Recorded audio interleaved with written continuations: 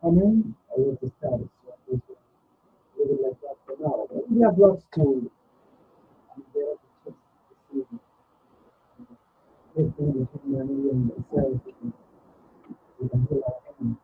Also, we do have a lot of writing to be coming. We shall put that we're going to do that with us before we get into that. Monday just said that this weekend we're going to be having the agricultural fair on the island of St. Croix. This is always a big item ticket for the island of St. Croix annually during the month February, and particularly when we move towards observing President's Day.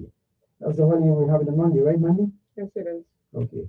I realize that some businesses will be open um, on the mainland as well as here in the territory, but it is a federal holiday. Notwithstanding, I know there are some banks that will be open on Monday. And of course, that being, as a matter of today is Valentine's Day, am I right? No, No, tomorrow. Sorry, tomorrow is Valentine's Day, and that's a big day for the lovers and people who are in love. That's when folks decide to travel to places like Vegas. I recall one year when we were traveling to Vegas for Valentine's Day, we had a young couple on the flight that got into some kind of a tussle. Broke up right there on the way to Vegas. Broke up. And one decided not to continue the trip, right? And one went ahead. Yeah, Yeah, it was a hot mess. yeah, I was craziness. like, wow, this is crazy. Yeah. I wouldn't want to be in that unfortunate situation, but you know how life goes. It's either heads or tails. I have to make the best of my time. I'm certainly the one who went on to Vegas had a good time. But it's always sad to see young people That was breaking the up. wrong time, though. Yeah. That was just the wrong time. That should have just waited until they, you know, got done with the trip and then call off whatever needs to be called off. That was so awful to be there arguing on the airport and saying I ain't going on. Yeah. But it's always tough when people break up at certain times of the year. I think besides Valentine's Day, another bad time to break off or call off relationships is during Thanksgiving celebration and Christmas. I don't know too much about calling off a relationship at Easter time, but certainly So what about calling up a relationship at the start of the new year? That is so just crazy. well, that's coming off the heels of Christmas and you're going to New Year. That also sounds a little awkward, a little real uncomfortable for at least one of the partners Yeah, involved. people do it all the time. Because you got some persons who will drop you like a hot potato and they don't have a second thought about it. They're just moving on, you know. But there is always one person in a breakup who gets the brunt of the licks being thrown out, you know, and that's always sad. But anyway, we hope that you guys enjoy tomorrow, Valentine's Day. It's a day when people express love towards each other. Um, I hope I don't forget to treat my wife in a very special way. I got to, whatever is a secret, I got to hold it a secret for now. We can't let the cat out the bag. What do you say, Mandy? What's the big deal about Valentine's Day? Oh, all I right. guess maybe I shouldn't be a hater. Should I not, right? I don't know where you're coming from with Just that, you do it know. for the It's you. love. But it's just to me, it's just like a money making gimmick. Like you're supposed to show somebody love like 365, 24/7. Why you all of a sudden people want to show off on Valentine's Day? Oh my God, my man bought me a whole tub of roses. No big deal. And then after that, after all that show off, y'all arguing. Mandy, even without Valentine's Day, people get into arguments. The important thing is that when you get in an argument with a spouse, an intimate partner, you don't go to bed being angry at At each the other. sunset. Yeah, You you don't know, let the sun set on that anger. so Reconcile. well, if you're out with an intimate partner and you're getting to some kind of a problem, a mix-up, a disagreement, and you're at a restaurant, it's already nighttime. So there was no sun setting on the hard feelings, at that point in time. I know. Yes, Welcome. Good to have you, man. We were just talking about. Go ahead and say hello to the folks before we continue. good night, everyone. I hope we have a very productive conversation, sharing our opinions openly and coming closer together through it. Alrighty. We were just saying that tomorrow, of course, being Valentine's Day, we want to make sure everybody is in a good position to really show some love and to avoid what happens sometimes. I spoke about one time we were traveling to Vegas and a couple broke up right there whilst we were sitting, waiting to board the flight to Vegas. And that young couple broke up. They got into a fight, and one decided she wasn't going to continue on the flight, and the other one went ahead. So we're just talking about how sometimes certain points in during the year, Christmas, Thanksgiving, Valentine's Day, these are not really good times or opportune times for people to break up a relationship. There's just too much expectancy in the atmosphere at those times, and the longing for embrace, the longing for togetherness, sharing warmth to break up at such a point in time.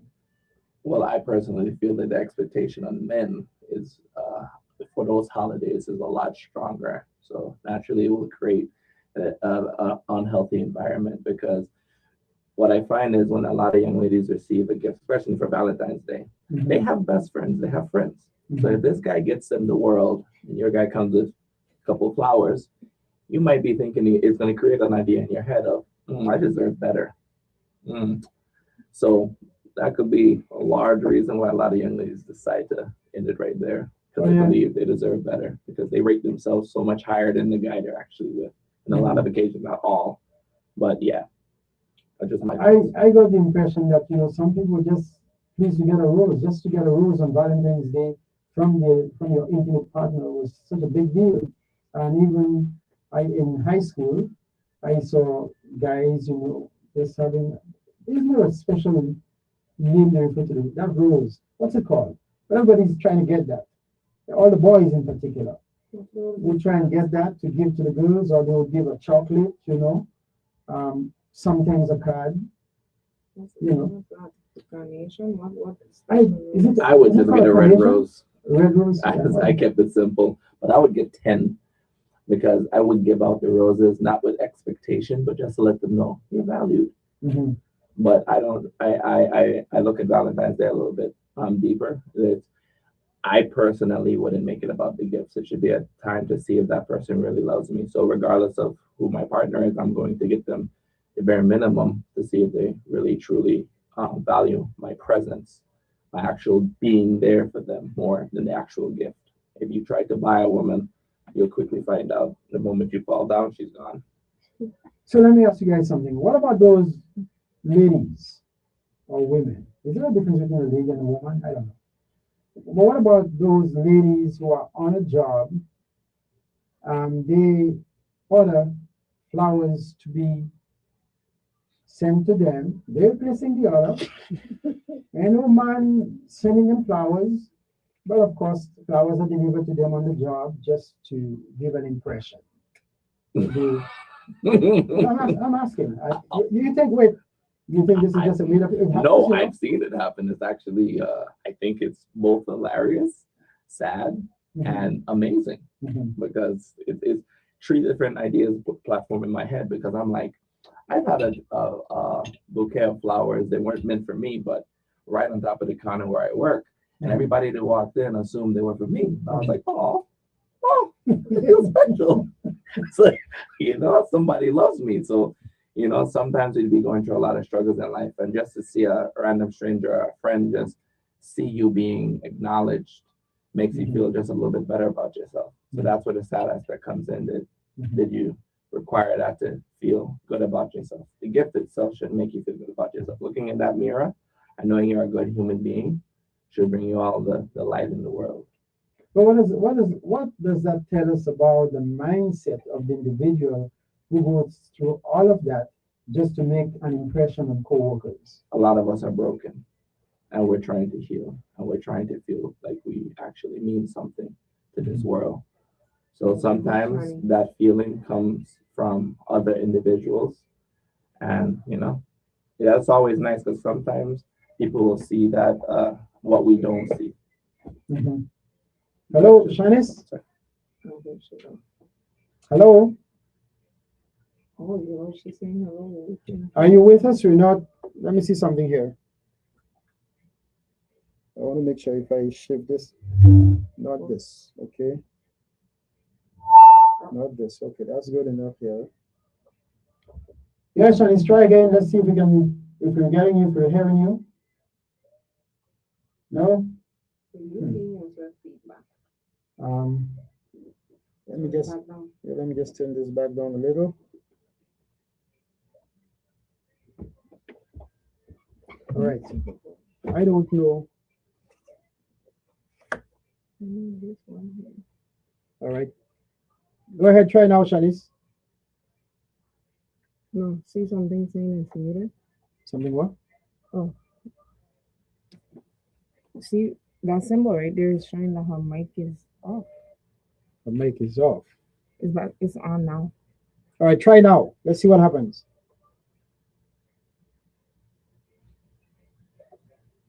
Okay, we're trying to. Got you there? No? It's off. It's off. Mic is off. He's coming back? Yeah. All right.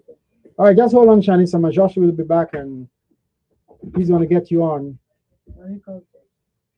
shortly. Irene is trying to make contact with him so that he can get you on. Just hold on. But meanwhile, I hope you're hearing us and you can,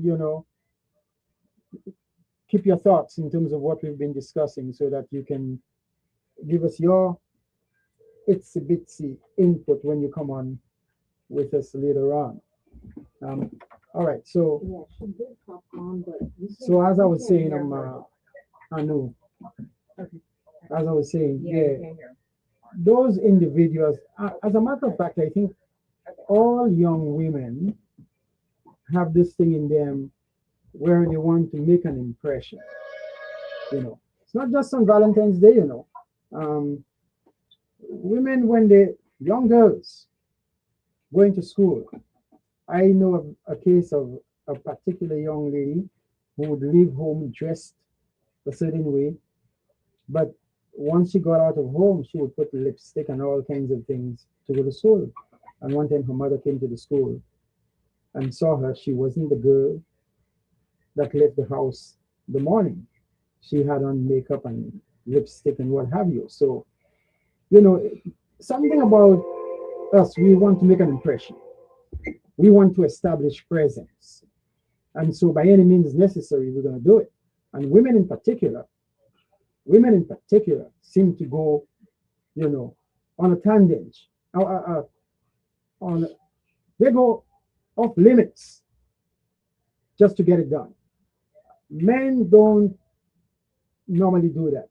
I think a man sometimes will try to find himself a nice ride to drive. He thinks that driving a nice ride can impress women, and women have led men to think that way. It does. Okay, but I don't. What shadows? How they call it, the gold digger videos. Oh my gosh, the skits. It's the truth. The gold digger videos. Yeah, you see you him mean online, like the girl, he approaches the girl and she says, "Oh, I have a boyfriend," and this, that, and then when he goes about his business, okay, and then boom, she see him get into a fancy car all of a sudden, she's doing a 360 and coming back. Like, this is ridiculous. Well, there's a price now. Mm-hmm. But to say answer one question I wanted to say when you said the young ladies who go out and try to impress. A lot of times we have to look at what they're experiencing at home. Mm-hmm. There's a lot of absent fathers, especially in the Black family, mm-hmm. where men love to make children and abandon. that little young lady doesn't have the love of that father. So sad to say, a lot of them look for that love in a man, normally an older man. Mm-hmm. So to impress that man, you're going to try to show out and show up. Mm-hmm. So when you get that type of attention, you feel that love that you never actually felt, or the love you think that Mhm. is actually love that you never felt. Mhm. So I feel a large bit of sympathy for them as well. I'm not saying all, but a large majority based on the stats, which is in the single father black household. Mhm. And I'm saying all households have single fathers, but I'm paying attention right now to the black family because it's very high. Mhm. What does that say about, and you mentioned the black family in particular, what do these things, status symbol and what have you, what does that say about us as a people? I'm talking about black folk in particular. What does it say about us that, this is where the mindset is at? And as I ask you guys that, I want you all to think, I don't know if you've been following some of what's trending lately. I just saw something briefly. I don't delve into these things too deeply, but I saw something about Cardi, Cardi B, and she paid $1.2 million.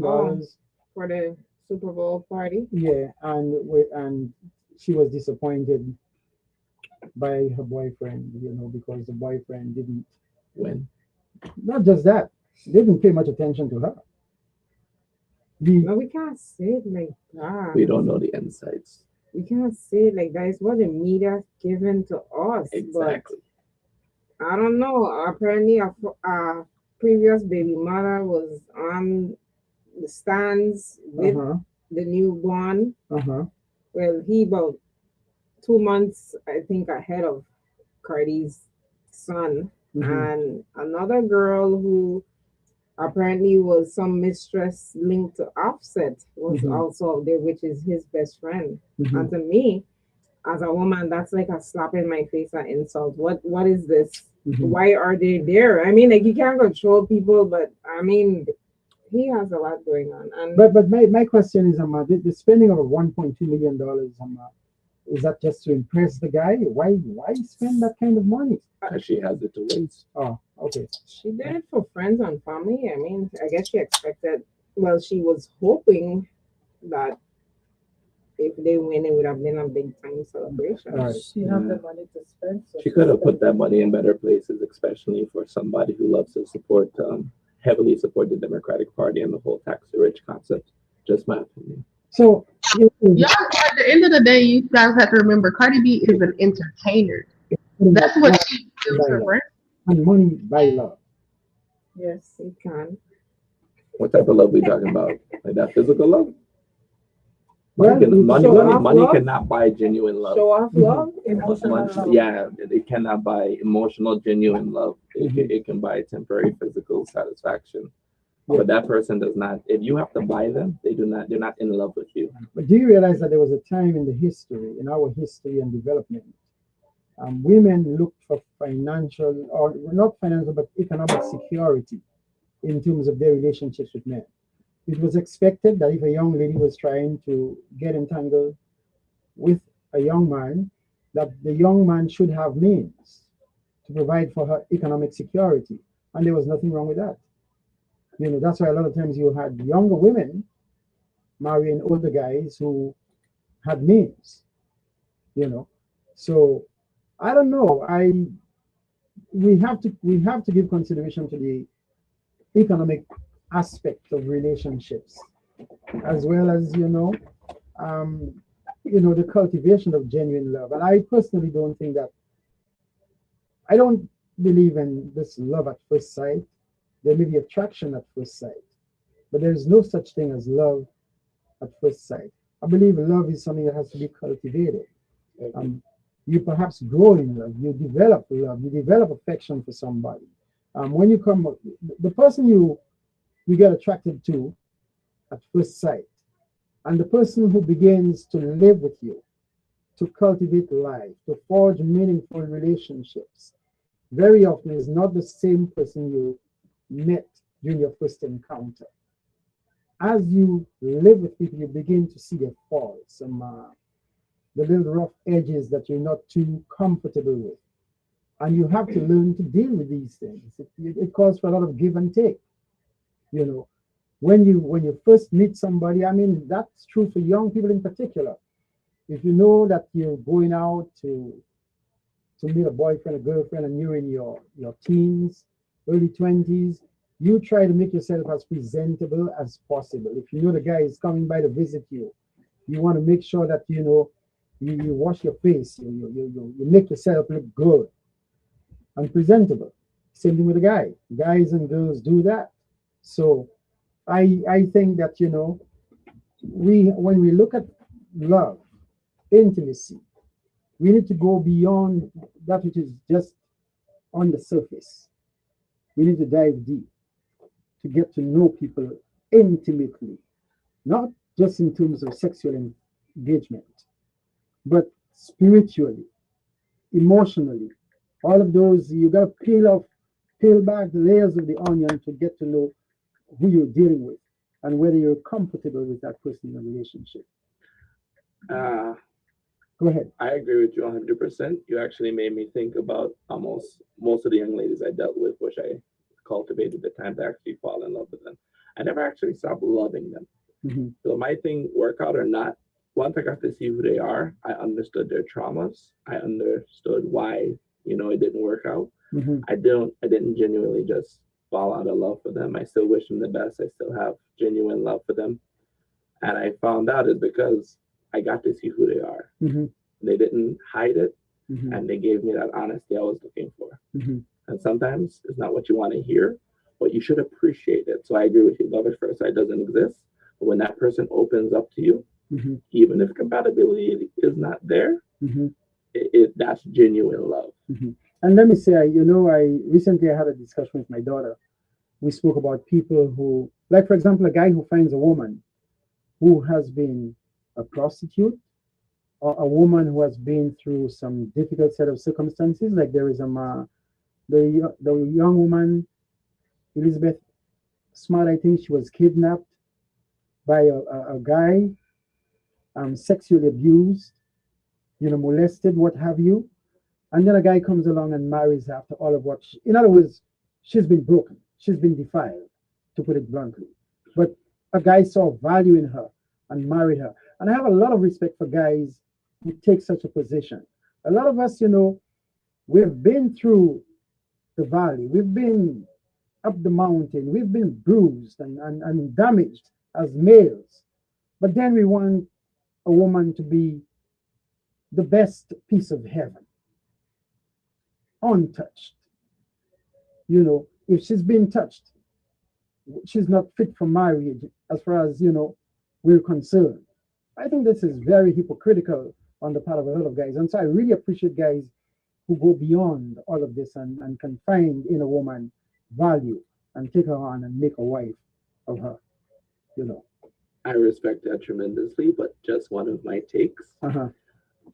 I only can do that if the young lady isn't going to also be hypocritical, because a lot of them don't have a car, want a man with a car. Mm-hmm. They have no money, want a man making six figures. So if you're going to be hypocritical, I'm going to return the favor. Mm-hmm. But if you're going to remove those factors and love me broke and not be hypocritical like you're broke, I think we could look past those. But those factors are created because women created those factors, because especially when women are young, they get to determine who gains access. Mm-hmm. And they disqualify 80% of the men one time. When they're Mm-hmm. in their prime, no children, everything's going beautiful for them. Mm-hmm. But then later on in life, they want to qualify for these men. No, those men disqualified you the same way you disqualified them. Mm-hmm. An eye for an eye.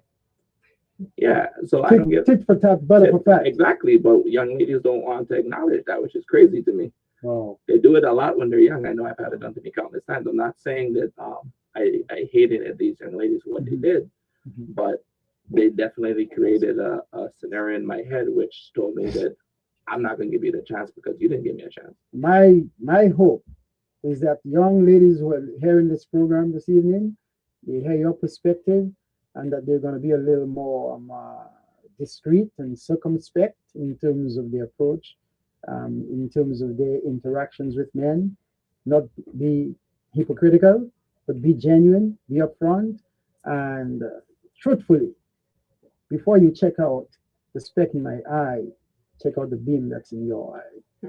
That's fair. All right. Shanice, Yeah. oh, what happened? We're waiting for her to pop back on. Oh, she disappeared? Oh. Oh. All right. I thought we had Shanice there, man. I was just okay. I would have loved to hear her perspective. We're trying to bring her back. So anyway, whilst we're trying to bring Shanice back on board, I want to touch upon something else. I mentioned that in my morning radio program. The case of a young woman who apparently she's homeless, destitute, like the wretched of the earth, walking the streets here on St. Croix. And that's important to me personally because I saw a clip of a discussion being held by a legislator or legislative committee. And there was a testy exchange between senators and the outgoing director of the VI Housing Finance Authority. Let's say VLA. Let's make it clear. VLA did a good job. He did a good job and the way he answered that, man. Okay. But anyway, I want us to look at such situations and let's try and unpack some stuff here. Because well, you mentioned the senator in particular, he handled the situation well in terms of the seeming disrespect that came from the outgoing director. Very disrespectful. But there are other layers that we have to look at. Yes. Especially in terms of testimony presented by other persons who were there. And so, question is, let me just say what happened with this young lady. I went up to the post office in Kingshill. As I pulled up to park, I parked, with the rear of my vehicle facing the post office building. And I was looking at the main road, And this young lady, I mean, she looks like she's late 20s, early 30s. She comes pulling a suitcase behind her. She has a bottle of water, like a 16-ounce bottle of water in hand. She takes a sip of water. She takes some water. She washes her face. And then she stoops right there by the roadside to urinate. Now, there are cars going up and down, traveling from south to north and north to south. And it touched me. I felt almost as though it was like a family member, a sister, a daughter, an aunt.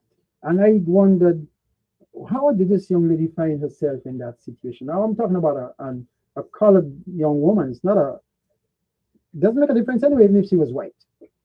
But it's a young woman. And I wondered, how did she find herself in that situation? Why the suitcase? Is that her personal belongings in the suitcase? I began asking those questions to myself. And then I thought of all the persons I've seen in a destitute type situation here on island. And then next thing is that we move into the week where they have this hearing at the legislature dealing with homelessness. And you see this testy exchange between the senator and the guy in charge of housing. And so the question is, what do you guys think lead to us having such individuals on the streets here in St. Croix? What is the basis for that? Is it a mental problem? I don't think it is just simply economic factors. Economic factors do have a role to play, but I tend to believe that there is a serious problem with mental illness, mental health in the territory. I get it. So my take is I do feel it's a lack of opportunities. And it might seem kind of small at first, but everybody wants to be the best version of themselves possible. But the struggles are very difficult. And then you have to look at the relationship struggles, family struggles. The mind can only take but so much. And when it decides to break, to get away, some people don't make it back. I speak from experience. My twin situation, she was roughly doing the same exact thing, and I got calls almost every day where people were like, "Oh, you don't help your twin. Why don't you help your twin?" Nobody knows what's going on behind those closed doors. So that same young lady you saw, that's a clear sign of mental illness. I'm not saying maybe she's not mentally ill, but I'm just saying that seems like a clear sign to just urinate right there in the street. That's not normal. On the side of a public highway. Yeah, that's not. That's not normal. Mhm. So hearing something like that, I'm like, that's somebody who is mentally struggling, Mhm. and maybe the family is just unable to help them. Maybe they want to be out there, because I know in my situation they wanted to be out there. Mhm. So the community itself definitely needs to look into a mental health facility. Like, we don't have anything to help people who, the churches try to help out every now and then, but it's a lot. Mhm. So the government should have already had something like that set up. I hear senators, governors talk about it multiple times. They always talk about what they're going to do, but then to forward and find out what's going on in the housing community, Mhm. where they just have these millions of dollars, I think it was $4 or $6 million sitting there for years, Mhm. and to have this smug look, Mhm. and to be so disrespectful when the questions are asked, like Mhm. you don't want to answer them because you're resigning, Mhm. is absolutely crazy and shameful. And it just tells you where it kind of gives you an idea. Is housing being weaponized against the people to keep us down and keep us in this depressed state? Mhm. Or is the money being used elsewhere? Or are they trying to keep that money there, where they could potentially pocket it like they were doing with other monies in the local government and federal government? But what I found interesting about that discussion between the senator in particular and that individual from housing finance is that there was an element of denial of home ownership opportunity more so than a denial of service to those who are homeless. When we look at homelessness, you could have a person who's just residing in somebody else's house or is sleeping on the couch, for a short period of time. That is homelessness, you know. So it's not just persons who are on the streets whom we see every day who are homeless. There are other circumstances that categorize people as being homeless. But those monies were supposed to go towards first time home owners. That's the crux of the matter. So by the actions that VI Finance Housing Authority or the lack of action, they have actually denied some young people in particular the opportunity to own a home in the territory. And I think a lot of people miss that. They saw it as a means of like denying people, you know, well, those who are homeless, denying them that okay. But no, no, no. We were talking about young people in this community who are in a position to own a home if they get the necessary support from government agencies. And here it is that the government agency in that particular case has failed to provide the necessary support because they didn't draft the guidelines and what have you. But there is also another thing that I think most people miss. To have appropriated funds to an agency 5 years ago, 6 years ago, and that agency have failed, or rather has failed, to make use of those monies.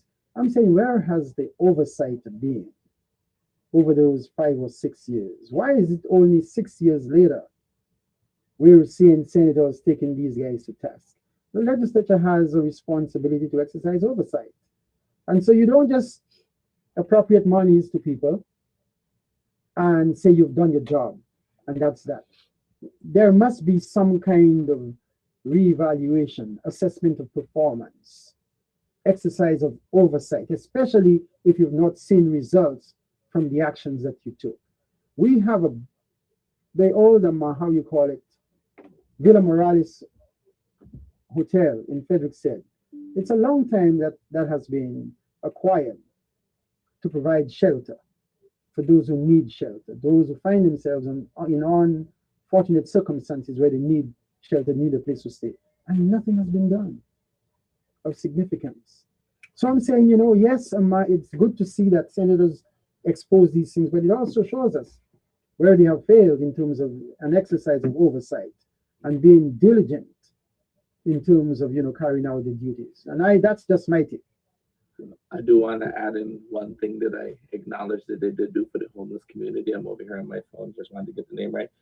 The Virgin Islands Dignity Bus Project, where they literally brought this massive, basically home on wheels or multiple units on wheels, where they're able to house homeless individuals for the night as washer, dryers, the shower, everything they could possibly need. They're going to provide meals. And I thought that was a very cool thing the government or whoever is organizing this project was able to accomplish. Definitely going to look more into that. So I'm hearing this for the first time. I wasn't even aware of that. Yeah, I was just really slightly reading up about it today. I just take over the weekend to actually go over everything before I just but I just wanted to bring up the brief little bit of information. And so they already have those buses on? One is here. It's already one is here. I think it's able to suit about 12 or 14 individuals. I want to say between 12 and 16. But I thought that was an amazing thing to actually see. This is absolutely great. I'm hearing it for the first time, and again, these are things that we need to be aware of. That's when it comes to service to people in this community, it makes no sense that you have great offerings, but then it's the best kept secret that people don't even know about it, because we want to know what guys are doing so we can applaud the efforts being exercised, being carried out. A lot of people pay more attention to the negativity than positivity. If you share a negative comment or something negative happens on the island, people share, everybody's aware. You share something positive like that, you're not going to get as much traction. That's just the reality. Well, I'm glad you're on top of it, and that you can share that with us here on this program. Share with those who are listening and viewing this program here this evening. All right. So beyond that, the other thing I wanted to touch upon is that we have a situation in the territory's public schools having a high rate of student absenteeism. And that's both in the St. Croix district as well as St. Thomas St. John district. Unless I am mistaken, I think the average rate of attendance for Central High School is 75 students absent on any given day. I did not see a percentage given to us, but it's considered a high number, 75 on a given day. Charlotte Amalie High School in St. Thomas, I think it's 68 students absent on any given day. And that holds true for a number of schools across the territory. And there were discussions in terms of, what should be done about it. And a senator offered that, one, you should look at families that are getting social benefits like SNAP, etc., and take action to either curtail or cut back on what they're receiving. And, disagree, sorry. And that senator also suggested that parents should be held liable and charged with parental neglect. And so I take exception to that. I think that, that senator is not in touch with the realities of this place. We just had some 11 individuals who were charged for some kind of fraudulent activity as far as human services operations are concerned. And some of the persons who have best characterize, analyze the behavior tells you that a lot of it has to do with economic pressures. So if we have economic pressures impacting our people, and you have a situation where a parent is getting assistance from the government in terms of SNAP and other benefits to take care of the very children who, now that for mitigating reasons or factors, they don't make it to school either timely or for the day, and you want to penalize. When you begin to penalize the parent by taking away benefits, who are you going to hurt? The child. The children. Yeah. Makes no sense. It just shows me the level of disconnect they have, and not only economic. You have to look at the condition of the schools. You're talking about. I saw the pictures in Complex and these other schools. You're talking about mold, no AC, trying to not. All these children are built for those conditions. Schools are supposed to be set up as a comfortable place for them to want to go to and learn. I don't know if I would want to learn in those conditions. So I'm like, that's they need to look more into that and stop trying to penalize the parents. But that's what happens when you have a lack of funds. You say, instead of trying to fix the problem, I'm going to put more pressure on the people in the community, thus making it worse.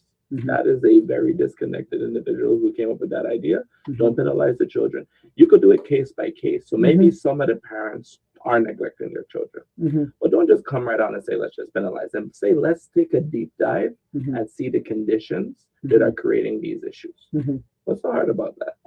They I- need to do a study. I want to add some more, but let me hear what you have to say. Is Shanice back with us? Shani's have connection issues. Right Wow. now. I don't know if she's even gonna be able to All right.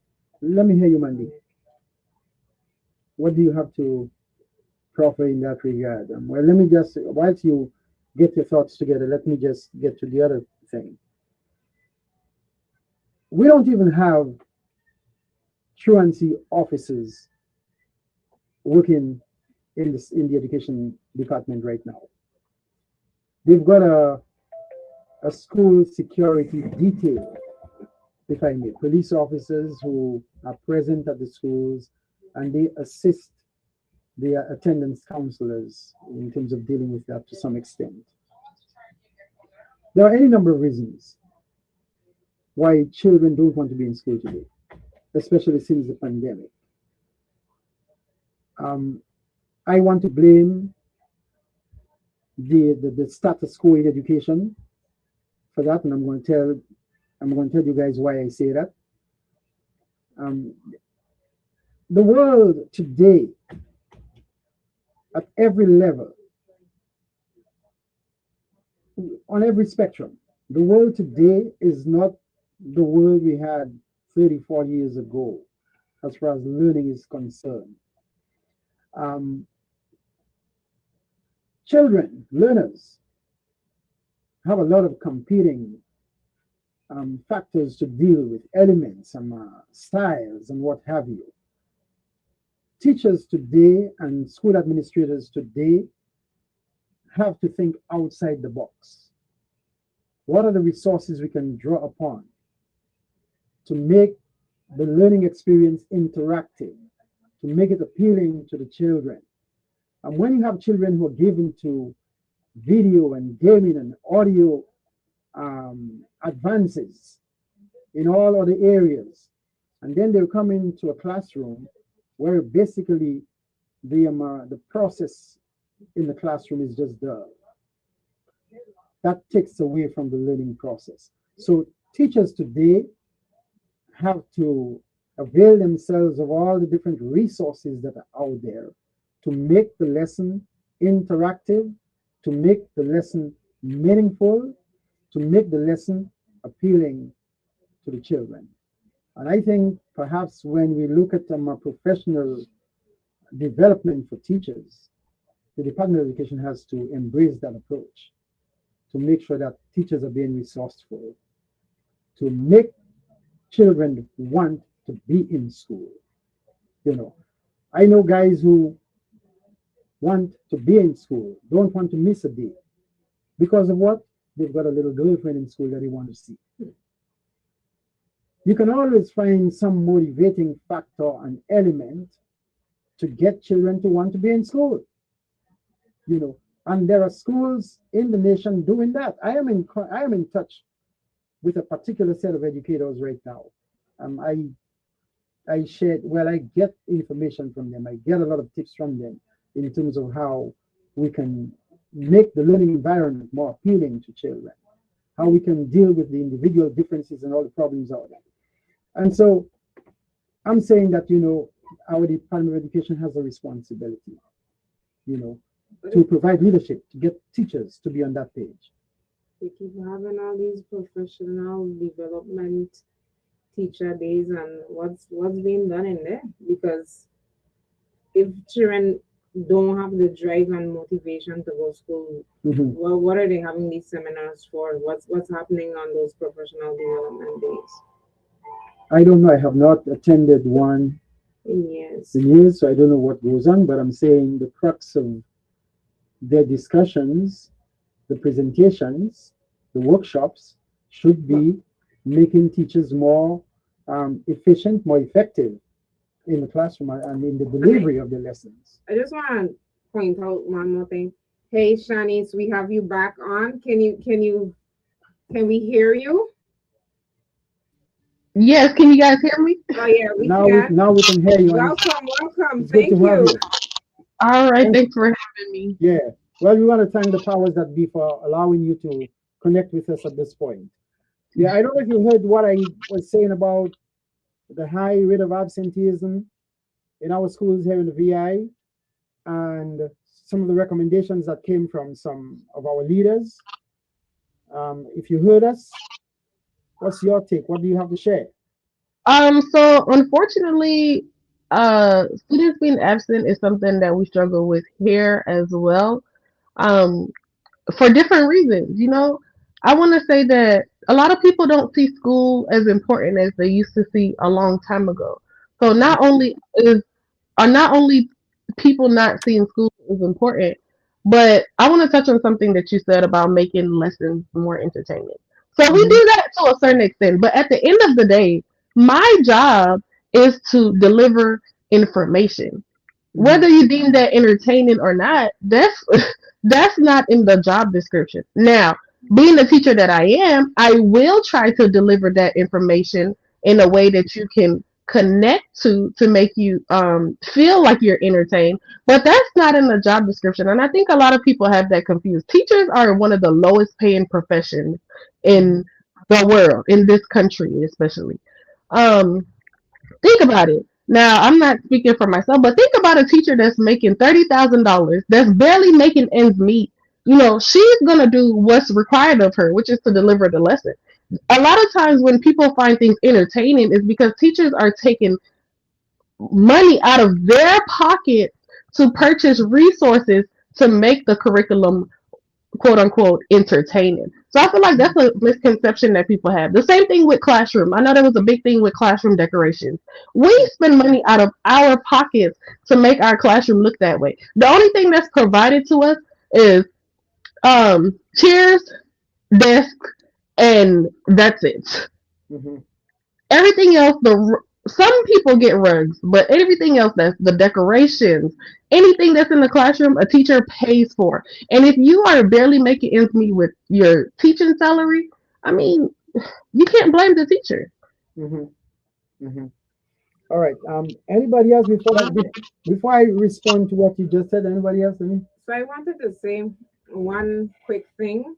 Um, when I went to DuPont Middle School in Jacksonville, Mm-hmm. I think that was about sixth grade.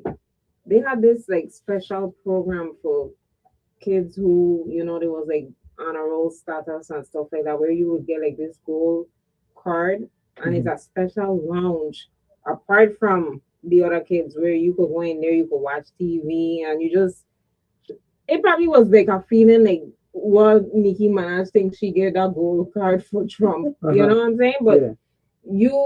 you felt like $1 million. Like you on the side. This is for privileged people who excel in. If they used to do things like that here, might I give a little bit more motivational drive. Like, yeah, maybe I keep.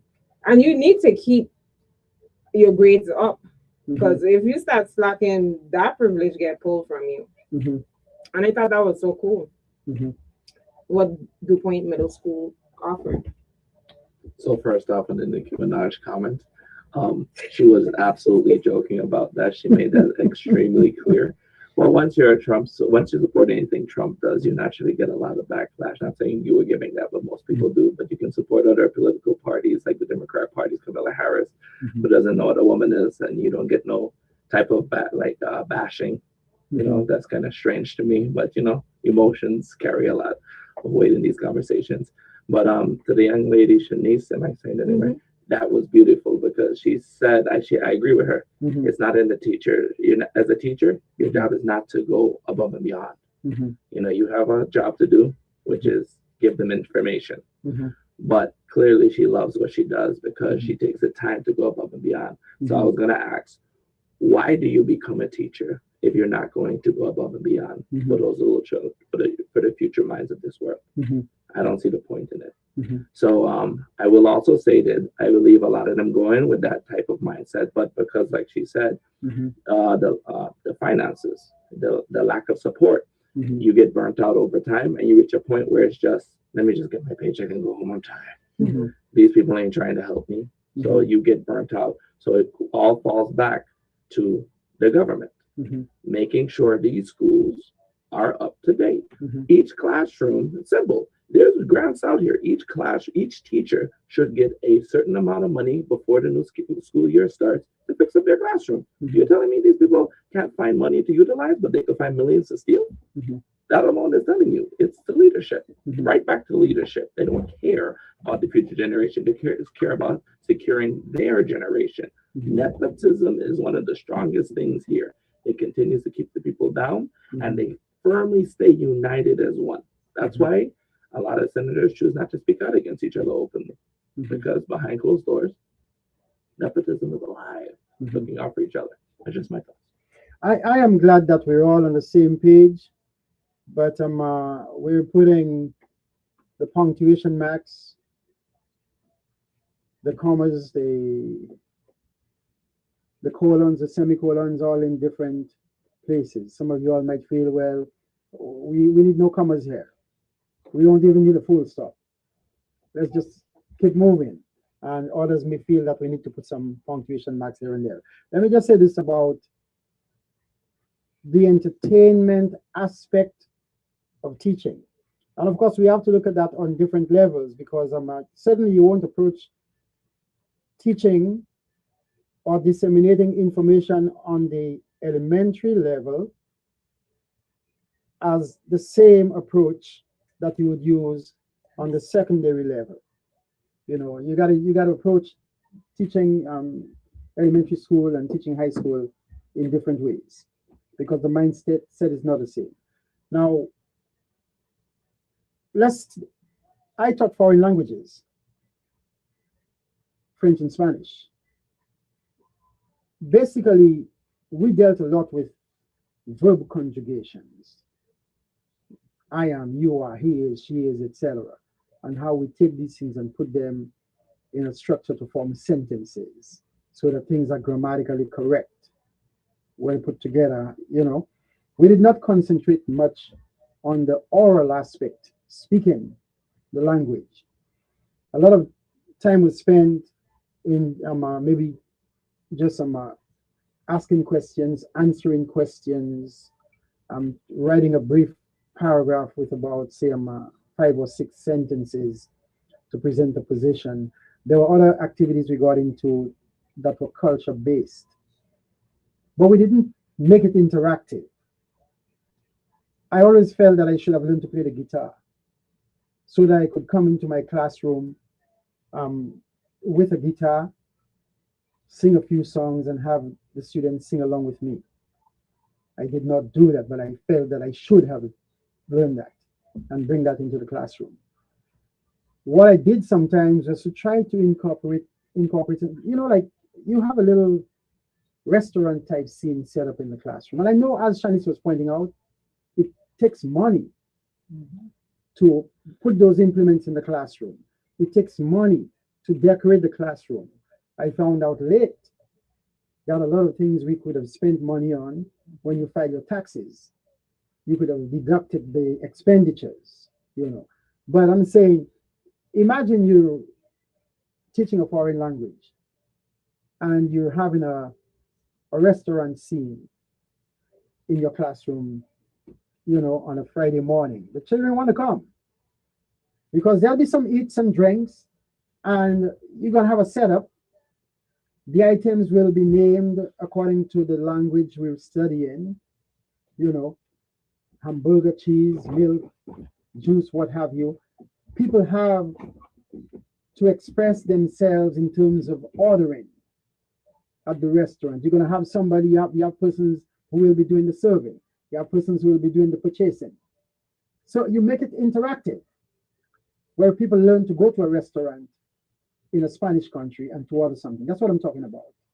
You know, it's different than the traditional thing. You just come in and just sit down, you writing and listening to a teacher, etc. How about You know. since you brought up restaurants? Interactive, very fun. They literally came with a whole different concept to eating, where the chef will interact with the person. So Mhm. it makes a big difference. It Okay. makes you want to go there. Okay. Now I've explained that from the standpoint of teaching foreign languages.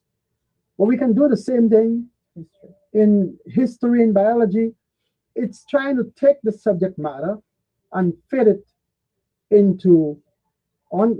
Let's take history,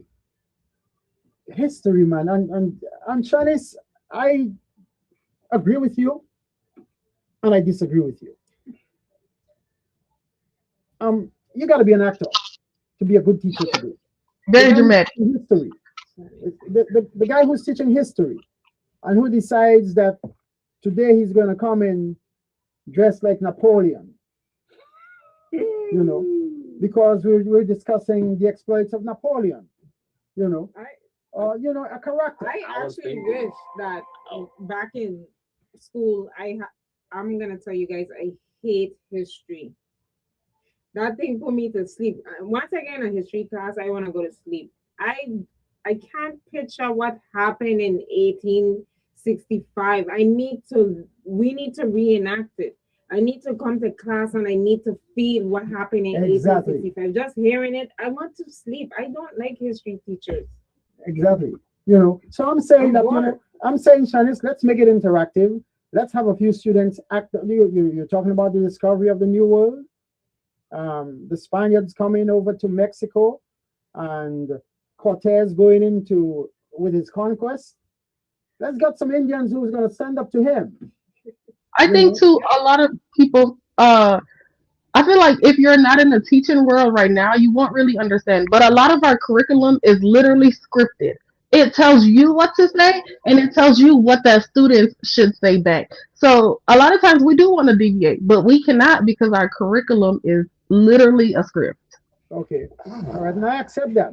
I accept, like I said, I've been out of the classroom for a long time. I do communicate with some persons online who are still in the profession. And by the way, those educators I'm talking about today, they're operating outside the box. Their thing is not traditional. Just like we have, I think we have a school system here called Montessori. Montessori. Mhm. They're a little different from the traditional schools we have around. They have a different approach. So I understand that, and I'm saying um, we have to find common ground. We cannot go roughshod in a direction where we're leaving some people, you know, on the sides. Somehow we have to find common ground where we can agree that we have to adapt somewhat. One of the things I studied in teacher education was something called the saber-tooth curriculum. Basically, what it says is that there was a time when people hunted the saber-toothed tiger for food. When that became extinct, the very method they were using to catch the tiger, they tried to use that to catch fish. And they were failing, they were starving. Until, and all the person said to them, listen, you got to adapt. You got to make some changes here. You may use a little of the approach you had to catch a tiger, but you got to adapt it somewhat so as to catch fish. And so we got to adapt as time goes by in terms of the approach we're going to use. Um, well, now that I know that she's a teacher, Uh-huh. now that I know that the Department of Education, from what I understand, they dealt with the curriculum at one point.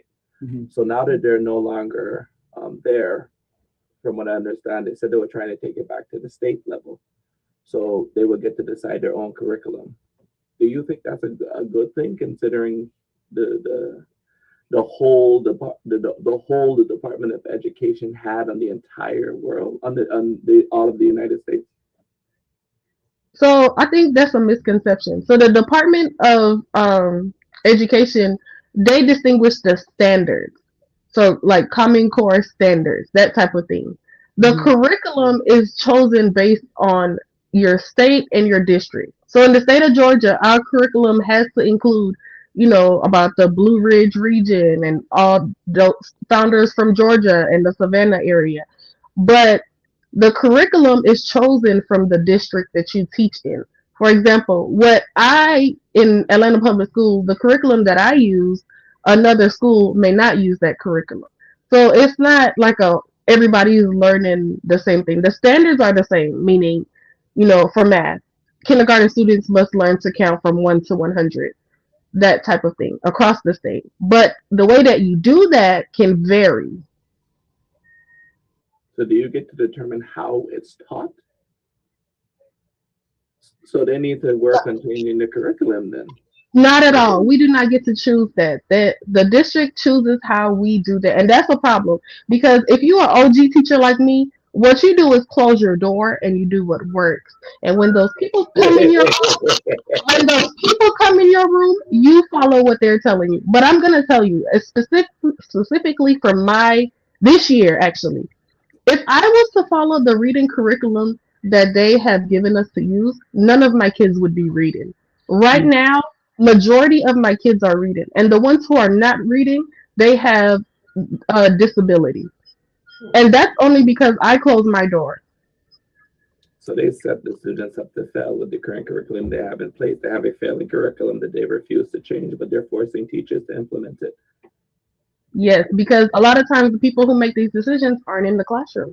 A lot of Yeah. times they've never taught that grade that they're choosing the curriculum for, and that's the We need to problem. vote in now. We need to vote teachers, and at this point, to deal with the curriculum, because if you're gonna, yeah, I have so much I can say about that, but I'm going to leave that for another time. We need to have a little more discussion. Maybe we can bring some more educators from um, your station and some here in the Virgin Islands, so we can have a real, we're going to have parents, we're going to have teachers, we're going to have a couple of students coming one of these days. that'd be genius. So we can talk education. And one last thing before we move on, I want to say if you have not taught during or after the pandemic, you should not. Your opinion should not matter either.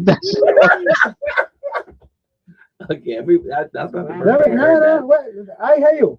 I hear you. What about if you were home, just following and observing? Don't you think that you can be adequately informed? No. I think we could be educated. Say it loud. Say it loud. No, you cannot. If you're not on the ground, you should not have anything to say. Boots on the ground only. Hey, listener. Hey, I stand humbled, corrected, because I certainly, and as I've said it before, I've been out of the classroom for quite some time. So, hey, I hear you. I'll defer to you on that one. One last thing, I will gladly ask questions because I love to be educated. So whatever information like you just shared just now, you can share. I welcome it tremendously. We certainly appreciate it, Shanice. I appreciate your perspective. But let's try and get into this here very quickly. We don't have too much time. Our hot button item. Marcus and Devon have been best friends since high school. They grew up in the same neighborhood, played basketball together, supported each other through family struggles, and even started a small car detailing side business. Devon has been dating Alana for 2 years. She is well known in their friend group, their circle of friends, and often hangs out when the guys get together. Over time, Marcus and Alana began texting at first about group plans, then about personal problems. Alana confides in Marcus that she feels Devon is emotionally distant and too focused on work. Marcus listens. He becomes her safe place. What starts as emotional venting turns into late night conversations. Compliments are exchanged. Boundaries blur. One night, after an argument between Devon and Alana, she calls Marcus, very upset. He goes to check on her. That visit turns into a secret relationship. Weeks later, Devon notices changes. Marcus becomes distant. Alana guards her phone. Group hangouts feel tense. Mutual friends feel something is off. Eventually, a text message pops on Alana's phone while Devon is nearby. The truth comes out. The fallout is immediate. A physical confrontation nearly happens. The business partnership collapses. The friend group divides. Years of brotherhood are destroyed in one moment of betrayal. Now the community is talking. Some blame Marcus, some blame Alana, Some say Devon ignored warning signs. Others say betrayal is betrayal. There are no excuses. What happens when loyalty is tested and brotherhood is broken? Tonight on Choices, I want us to face the hard questions. What hurts more? Losing your intimate partner or losing your best friend? Marcus and Devon were like brothers, grew up together, built a business together, trusted each other with everything. But when Devon's girlfriend started confiding in Marcus, lines were crossed. Late night calls, private conversations, secrets, and then betrayal. And everything exploded. What's your take? Can I just say one quick thing? Go He ahead. said trusted his friend with everything, literally. Yeah, he did. He did. Guys, Rose, Rose before what? Rose before. You play Rosie. Let me hear that, Shanice. I thought it was bros before hoes. What happened to that? Not anymore. What? Bros before hoes. No. This is 2026. Times have changed. So, who messed up really? Who's at fault here? Want me to share my take? Yes. Who's at fault here is obviously the girlfriend and the best friend. The guy, that was his best friend, and that was his girlfriend. They both had a loyalty to him. They both had a clear understanding. So they both betrayed his trust. The guy in the relationship, I don't know, based on what was said, if they had, maybe he had underlining things going on which made him become distant and pushed her away. But at the end of the day, if she had slept with somebody else, I could have understood that. But my best friend, you're loyal to me. We have a business. We can go farther. We have a business together. That's money. You putting our money on the line. Yeah, that's a whole nother level of betrayal. So the young lady was wrong for stepping out of the relationship. Definitely with the best friend, she should have just left the relationship. And his best friend was wrong for betraying his trust. Secondly, I'm like, how'd she get his number? I've never been with a young lady and she texted any of my male friends. Like, I would have checked that immediately, but not in a bad way. I would have known you are for the streets, and I would have acted accordingly at that point, and I would have let you go back to where once you came, respectfully. What are friends for? When I have a problem, don't I go to friends to discuss with them and see how they can give me some advice, if they can help me? Yes. So what's wrong with her going to the best friend and telling the best friend that, you know, she notices that her boyfriend is being distant? You know, what's wrong with that? Why wouldn't you come to your best friend, which is me? You have to go to the next man. What are friends for? You can't. But you're the source of the problem. Okay, well, go to your female friend. You're not coming to my best friend. That's my best friend. You're the one who's being distant. Now maybe she should have approached the guy and say, "What's it with you? You know, you're being distant. You're not being. Is there something wrong? You're too consumed with work. You need to focus on me a little." Maybe she should have done that first. That would have been a good idea. Yeah. And one more thing, if I was the best friend and the young lady decided to do that, which I've had this happen actually before, where the young lady decided to confide in me that she cheated on the guy. I simply was, in my mind, I was like, she crazy. She gonna tell me this, confide this to me. I just waited for the perfect opportunity to safely tell my good close friend all of this information so that he could take it, not be as hurt as he naturally would if he had to find out on his own. You're missing an important point here as far as relationships go. There's a straw that breaks, proverbially speaking. There's a straw that breaks the camel's back. It was not until that one night where, things went a little to the extreme that she called the best friend, and the best friend came over to check on her because there was an argument. Things got a little testy, so she felt that she needed the best friend to intervene, to help the situation. And it so happens that the lines were blurred that night.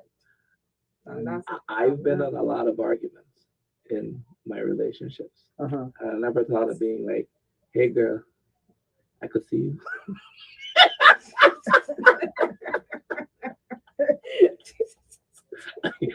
I would call my boys because I know what could possibly take place when emotions are high. Thank you. Now, clearly, this young lady probably is young, keyword young lady, and she's not clearly not thinking rationally and lacks experience. So she clearly just wasn't ready for serious commitment, because when you reach that level of going into a serious relationship, you're going to understand there's highs and there's extreme lows. And on those extreme lows is going to show the character and who you are. It's going to show your character. And to fall in that situation shows you're not ready for a genuine commitment, and that's fine. But that just needs to be acknowledged. Don't you think that men in particular should assess the workload that they're taking on, the obligations, the pressures that they put in themselves? Too many men neglect intimacy at home, neglect paying attention to the lady in their lives because they're consumed with other matters. You're 100% correct. It's kind of like a young lady might have a certain level in which she wants her man to be, and this man, knowing that he's not on that level, will either try to pretend or try to reach that level, but he's not ready to handle the pressures of it. And eventually he will become burnt out, and he's going to naturally become distant. And things like that will take place. So you're correct. That's why I do also want to acknowledge that a lot of the responsibility also has to be put on a lot of men, because they don't assess those things. They go in based on, I like what I see, I could live up to it, and then when they can't, they want to crucify the young lady. That's right. I think the best friend should shoulder a significant portion of the blame, because the young lady went to him for help. You know, Marcus is a He prick. gave her help. It wasn't a shoulder to crayon. A shoulder to crayon became a leg to raise. Marcus is a he had an obligation to say, hey, listen now, I'm not going to exploit her weakness in the moment. That's what he did. Yeah, he was a prick. She Praying went, man. Did she feel better too? Yes, it did.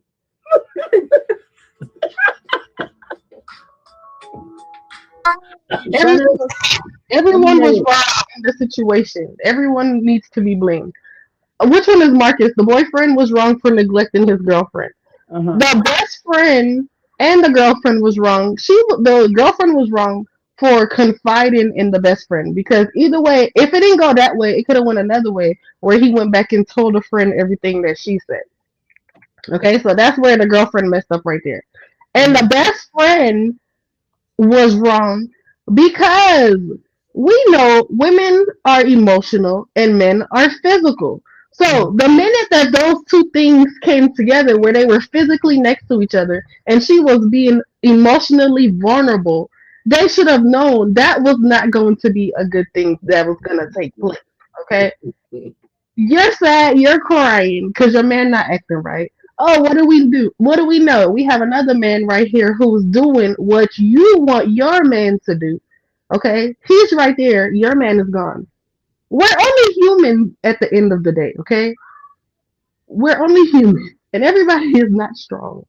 So everybody was wrong. That's agree what. with that. I want us to seriously look at this scenario, because this is not just with Devon, Marcus, and Elena. You know, I heard of a case where a woman went to the pastor for counseling, the pastor of the church, and next thing, the pastor couldn't keep things in the pants.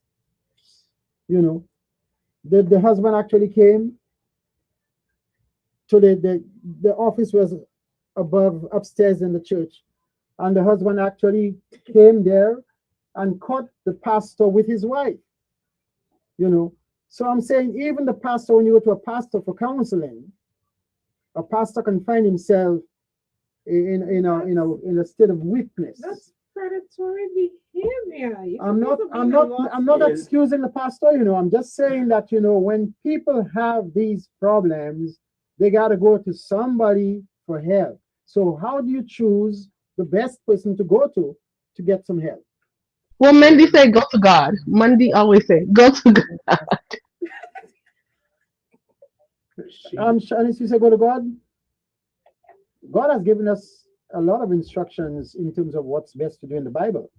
I don't know what happened to that pastor. But He I didn't. just find that so wrong for a pastor who should be praying and helping a sister in the church to be there, getting physical with her. What's wrong? He needs to get checked himself. It happens more often than you think. I don't. I want my sense of humor in this conversation is so. This is humor. Mhm. He was simply blessing her Mhm. with the holy water. You guys are crazy. Well, I want to tell you all something. They Pastors, both wrong. pastors often find themselves in such predicaments. That is a false prophet. You know.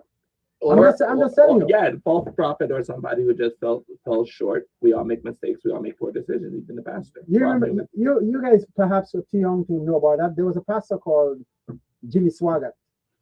The name alone. And he was married. And he was caught having an affair with a prostitute. Did you hear the name? Did what? The name alone tells you. Oh, Swaggart? And I'm not trying to judge, but What does Creflo Dollar tell you? what? What's that? You never heard about a pastor called Creflo Dollar? These names. I don't know if I could go to church. Yeah, I'm going to see Pastor Clifford.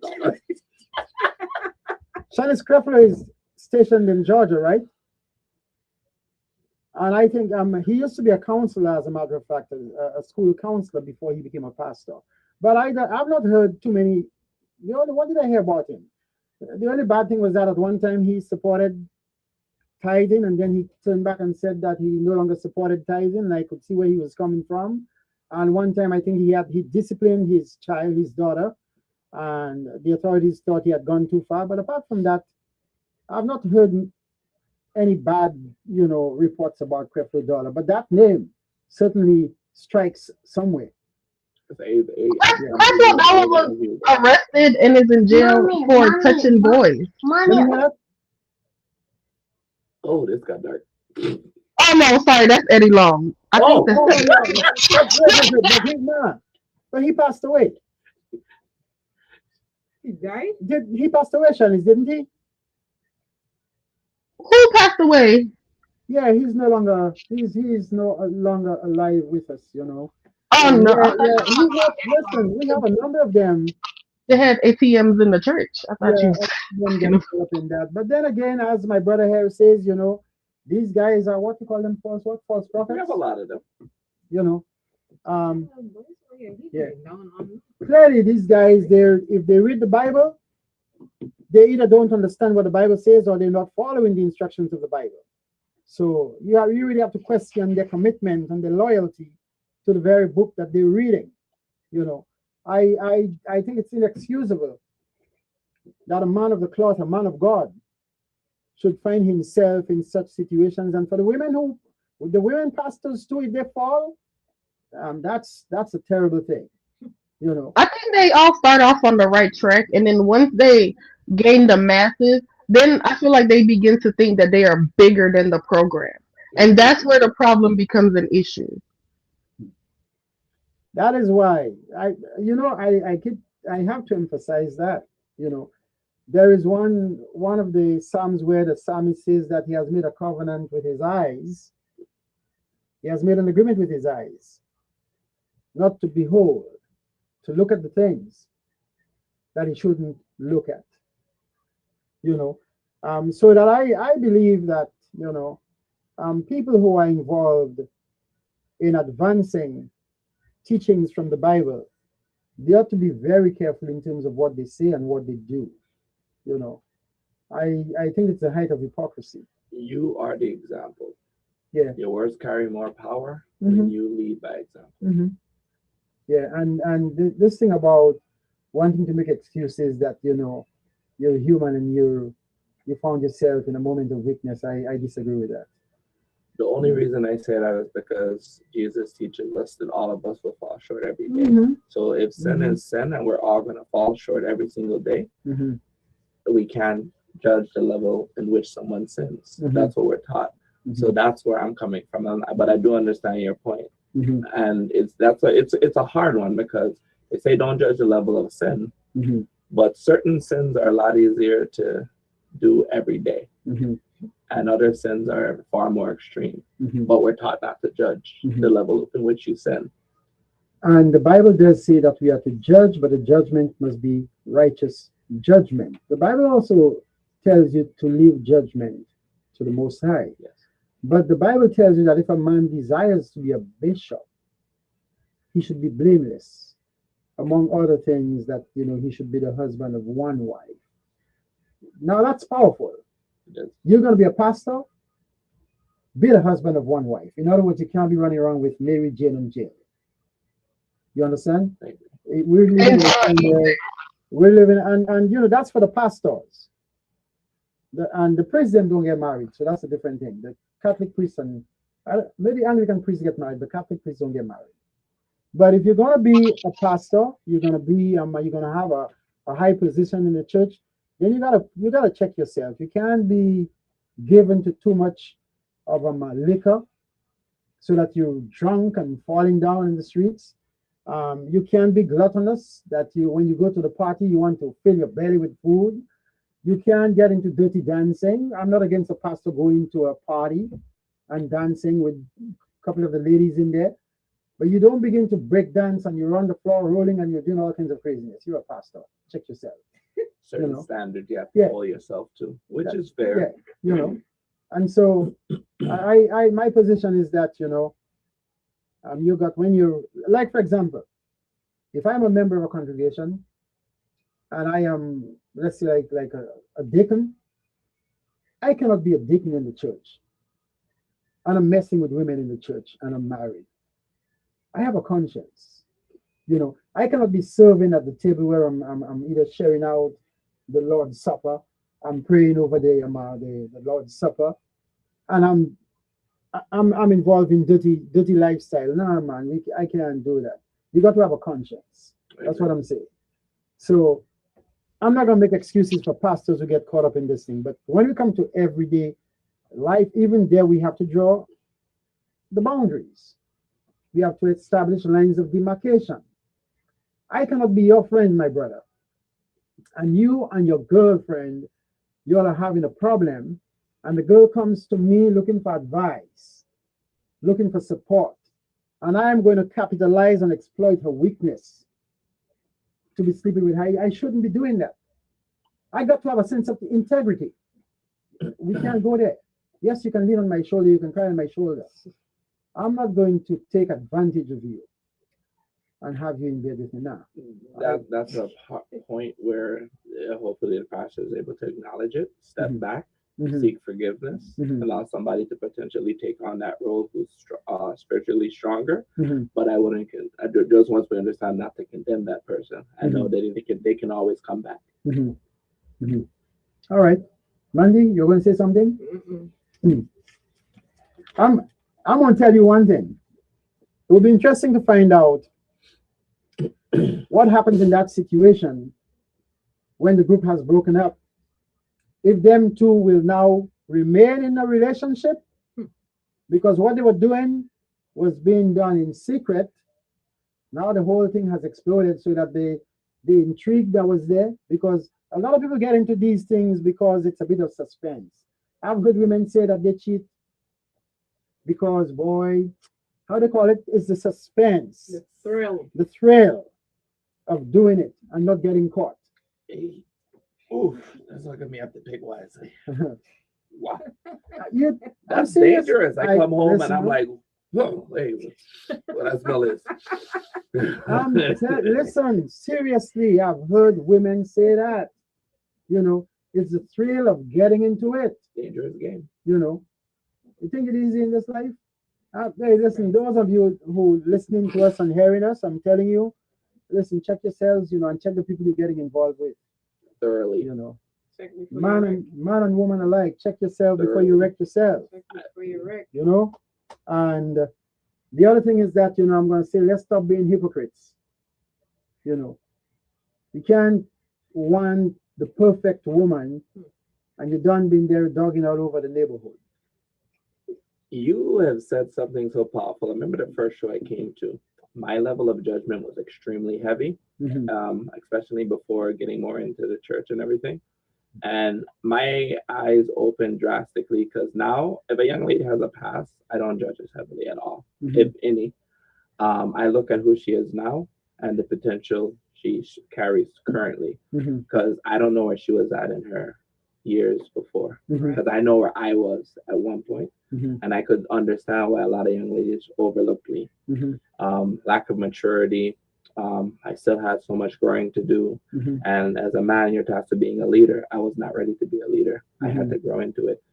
But a young lady now who chooses to go with a man who is a leader, I could understand that, because if you're raising a daughter, you're going to want her to be led by somebody who can properly lead. And yeah, so I get the sense of do not judge, because at one point you were judged, and you shouldn't become what you despise. Listen, I'll leave one with you all. I have a friend of mine who came to the Virgin Islands, got married to a prostitute. You hear? No, I heard that. He got married to a prostitute. And he got married to the prostitute. There might have been an underlying, I don't want to say ulterior motive, but an underlying motive why he got married to the prostitute. But he got serious about the prostitute. And because of what the prostitute did for him, he got a benefit from the prostitute. And he said, this woman did something great for me, something good. I can't walk away from her. You know what he did? He took his prostitute wife from St. Croix, moved to the States, away from people here in the Virgin Islands who knew that his wife was a prostitute. Smart man. Moved away. And I respect, I admire people who can deal with those circumstances in such a, what I call a positive manner. You know, the guy who married the young lady who was involved in the Sean Diddy Combs situation. Sierra. Cassie. Oh, sorry, I almost messed that up. I'm so sorry. My only thing, I'm so sorry. My only thing about him is that I appreciate the fact, I admire the fact that he can take her on after all of what she went through. My thing is that if I was in his place, she wasn't going to testify. She wasn't going to make herself a public spectacle. I'm telling you. She would not. I'll tell her straight up, no, we're not going for that. I actually would have let her testify, because she did testify and admit to cheating on me. So I needed to know that so I could leave her. She already knew them things. I mean, he already knew. Oh, then I would have. He knew everything that I would have gladly let her testify so I could have more proof when that divorce hits.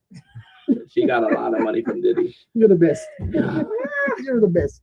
The guy's already rich. The guy was rich too. And the reason why I would let my significant other testify was she didn't do it for herself. She did it for all the other women that wanted to come out and that were coming out. They used her thing to help liberate all the other women and just got justice for all the other women who went through the same thing. She's not a victim. You heard what Anu said? Anu said that in his opinion, she was no victim. She was a willing participant. She was bought for abuse. She was groomed into becoming a willing participant. Don't forget, she was a child. She was still a child when she met Diddy. She was groomed. Listen, he was beating her up. What you want her to do? He threatened to stop taking care of her family. Her family was living. Listen.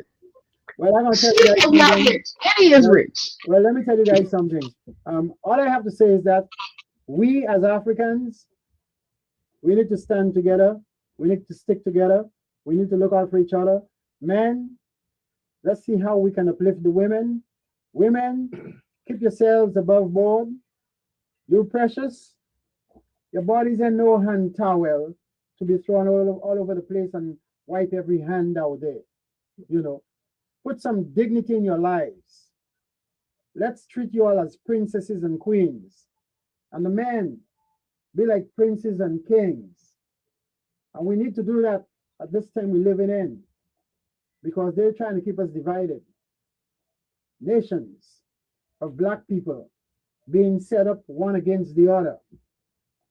Nations of African descendants being separated by other forces out there. It's time we come together and understand that indeed we are Africans. We will be in the diaspora. We are Africans. As long as you're a black man, according to Peter Tosh, you're an African. And we got to stand up for each other. We got to stand up for each other. When we look at the history, if we really look at the history of the nations of the earth, we're going to see who the true African people are, their legacy, what the contributions they've made in this life, to different peoples, what has been stolen from them. We need to recoup that which has been stolen. We need to stand proud. And I'm glad you said that because a lot of times, a lot of people who are born in Africa who live there do not consider African Americans African. So I'm glad you mentioned the dividing aspect that we need to come more together and acknowledge that African Americans are African. That's right. But until that's acknowledged, I'm going to stay right here in America. We're going to work on it little by little, step by step, one day at a time. Listen, it's been good. In spite of the little challenges we had at the beginning, I want to thank you guys for being together so we can be of one accord when we discuss these matters. No division, no strife. It's still one. Yeah. Only bring those closer. Yeah. All right. Happy Black History Month. Happy Black History Month. Yes, that sounds beautiful. And happy Valentine's to you and Messiah, Mikey, the whole clan, Aliyah, all of you. Hey, Malia. Say hi. No. Oh boy. Hi. Hey, pretty girl. All right, folks, we come full circle. We want to thank all those who viewed and listened. And until the next time, stay safe, be blessed, give thanks and praises unto the Most High, and enjoy Valentine and enjoy the Ag Fair starting tomorrow here on St. Croix. Bye. Bye-bye. Have a good night. I know that I do.